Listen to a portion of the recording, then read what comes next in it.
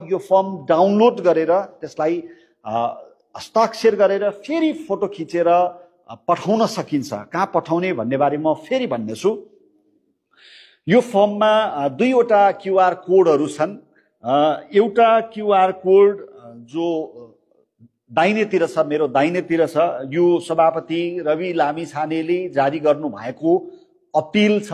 यहाँ स्क्यान गर्दा उहाँले जारी गर्नु भएको अपिल तपाईहरुले प्राप्त गर्न सक्नुहुनेछ र त्यो तपाईहरुले अध्ययन गर्न सक्नुहुनेछ।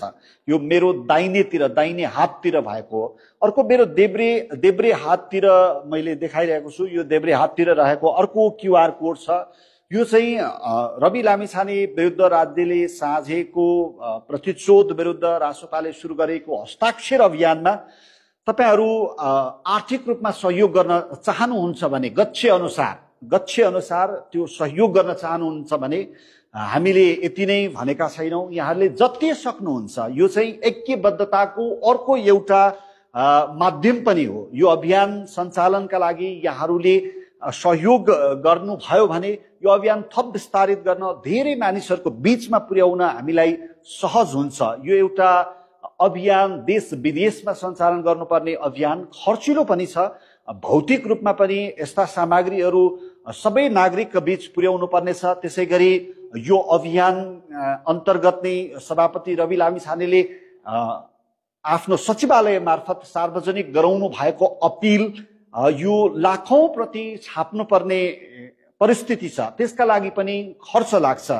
त्यसकारणले हामीले यहाँहरूलाई आफ्नो गक्ष्य अनुसार चाहिँ यो अभियानमा सहयोग गर्न पनि आग्रह गरेका छौं।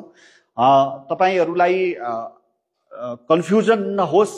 विभिन्न नामका क्यूआर कोडहरू चाहिँ यो अभियानसँग जोडेर आउँछ कि भन्ने लाग्छ भने यही फर्ममा जे क्यूआर कोड छ, जुन तपाईहरुले rspnepal.org ब्राउज गरेपछि यो फर्म प्राप्त गर्नुहुन्छ, त्यसैमा चाहिँ प्राप्त हुने यो क्यूआर कोड चाहिँ तपाईहरुले विभिन्न थरीका क्यूआर कोड आउँछन्। ठगीको माध्यम पनि हुन सक्छ। अरूले यो अभियानका लागि हामी पैसा उठाइरहेका छौं भन्ने त्यस्तो कन्फ्युजन यहाँहरूलाई छ भने यही क्यूआर कोड गर्दाखेरि राष्ट्रिय स्वतन्त्र पार्टीको खाता नेपाल बैंक लिमिटेडमा राष्ट्रिय स्वतन्त्र पार्टीले खोलेको ग्लोबल आईएमई बैंकमा खोलेको खाता चाहिँ यहाँ आउँछ र यहाँहरूले यही खातालाई आधिकारिक खाताका रूपमा हामीले सार्वजनिक गरेका छौं।